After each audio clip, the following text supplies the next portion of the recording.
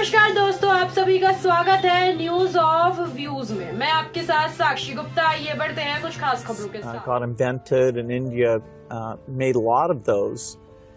Sadly, in many countries, the fear of vaccination and even rumors about vaccines became a big problem. And you had actually very little of that here in India. So I'm curious, how did you manage the communication, and why do you think it came out better here? बहुत ही बढ़िया सवाल आपने पूछा है। एक तो मैंने virus के खिलाफ ये लड़ाई जो है, ये हम सबकी है, ये लोगों को प्रशिक्षित करने पर बल दिया। ये वायरस वर्सेस गवर्नमेंट नहीं है, ये लाइफ वर्सेस वायरस की लड़ाई है। ये पहली मेरी फिलॉसफी थी। दूसरा, मैं डे 1 से कम्युनिकेट करने लगा सबसे डायरेक्ट मेरे देश के लोगों से बात। मैं खुद सारे प्रोटोकॉल पब्लिकली फॉलो करने लगा। सब चीजें पब्लिकली मैं उदाहरण के रूप में जाने लगा लोगों के सामने। फिर मैंने कहा भाई ताली बजाओ, थाली बजाओ, दिया जलाओ।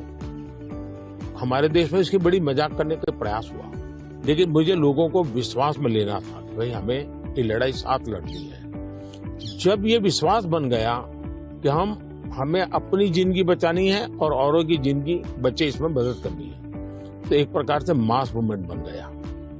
और उसके कारण मुझे बाद में जो भी चीज कहता था देशवासियों को, वो मुझे मदद करते। फिर मुझे क्वेश्चन नहीं करते थे कि मास्क लगाना चाहिए कि नहीं लगाना चाहिए, उनको लगता था। और लोग भी एक दूसरे को कहते थे मास्क लगाओ।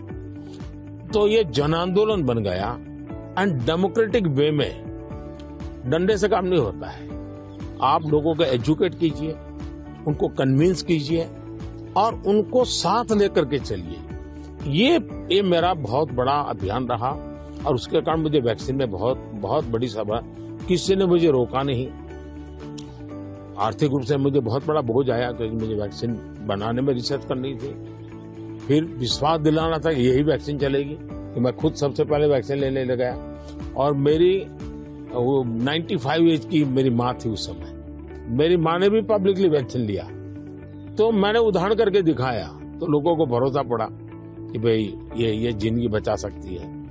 आने वाले दिनों में मैं सर्वाइकल कैंसर को लेकर के, खास करके बच्चियों के लेकर, मैं भारत में इस बार बजट में हमारी जो साइंटिस्ट हैं उनको बजट देना चाहता हूं।